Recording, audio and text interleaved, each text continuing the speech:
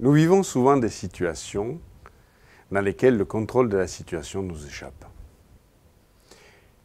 Et moi, comme vous, nous aimerions bien, dans ce cas-là, pouvoir contrôler la situation.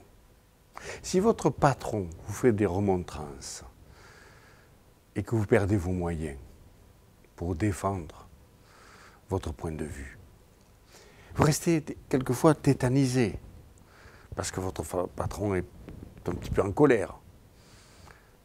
Alors que vous avez raison, mais vous perdez vos moyens de défense à ce moment-là. Que se passe-t-il dans ce cadre-là? Vous vivez une situation et vous y répondez de manière automatique en fonction de vos apprentissages de vie. Souvent, vous êtes en train de percevoir le monde et vous réagissez de manière automatique émotionnellement. Est-ce que les choses sont aussi simples que ça? Pas vraiment. Pas vraiment. Toutes vos émotions sont des choses apprises. Elles n'existent pas de manière innée chez vous. Nos émotions sont des choses que nous avons apprises en voyant nos parents, notre entourage, les gens que nous connaissons vivre ces émotions. Et c'est comme ça que nous avons constitué cette large palette de ressources que sont nos émotions. Et dans certains cas, les émotions sont inadaptées. Si j'ai appris à me figer quand mon père me faisait des remontrances au sujet de mes devoirs, et que j'étais là, sans pouvoir argumenter, complètement bloqué, réflexe de défense, certes, mais inadapté. Et que je reproduis ce schéma-là quand une situation importante se passe, où j'ai peur de parler en public, où j'ai peur de défendre mon opinion, d'exprimer ce que j'ai à dire. Je me retrouve bloqué dans cette situation-là. Il serait bon que je puisse mettre autre chose à la place. Que se passe-t-il à ce moment-là? Je suis dans l'automatique. C'est-à-dire que je vis une situation qu'en PNL on appelle un comportement externe, une situation externe à nous dans laquelle j'interviens, j'interréagis. Cette situation de comportement externe va déclencher chez moi, à l'intérieur de ma tête, un processus interne. Mon patron élevant un petit peu la voix, je me retrouve face à mon père élevant un petit peu la voix. Je n'en ai pas conscience, c'est automatique, ça passe très très vite. Notre cerveau fonctionne par comparaison. Il fait des milliers de comparaisons à la seconde. Donc la situation externe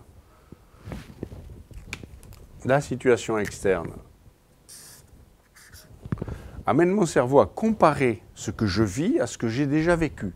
Et là, il trouve une image qui est celle de mon père, en train de me faire des remontrances. Et l'émotion que j'ai apprise dans ce cadre-là reprend le dessus. Toutes les émotions ont un déclencheur. Une émotion ne naît pas de rien.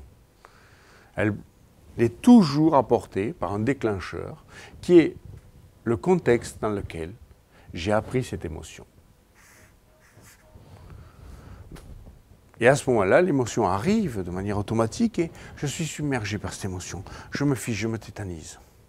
Et ceci est valable pour toutes les situations. Pour toutes les situations, que ce soit ceci, que ce soit la timidité pour m'exprimer en public, que ce soit des timidités envers d'autres personnes.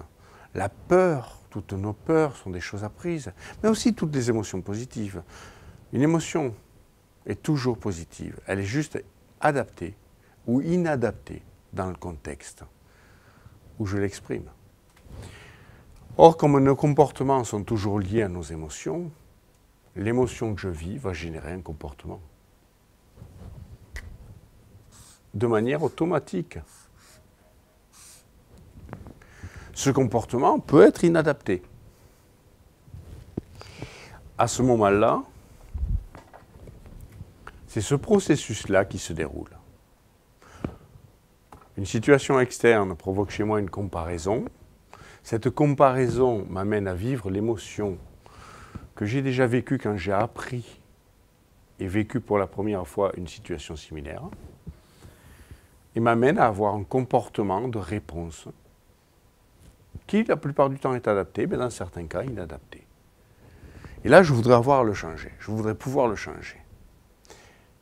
Et c'est là que la prise en compte de mes émotions, la prise en compte des outils PNL va m'aider.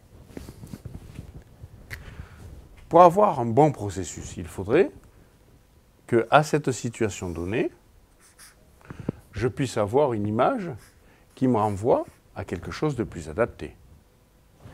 Donc de changer cette image mentale par une image plus adaptée. Je prendrai par exemple la fois où les clowns m'ont fait rire au cirque. Et je mettrai à la place de mon patron qui, au final, ne fait que gesticuler et élever la voix. S'il parlait une autre langue que celle que je comprends, ce serait burlesque. Il aurait l'aspect d'un clown, probablement. Donc je pourrais greffer une autre image de clown qui déclencherait une réaction plus adaptée. Une réaction où je ne perdrais pas mes moyens et où je pourrais défendre mon point de vue.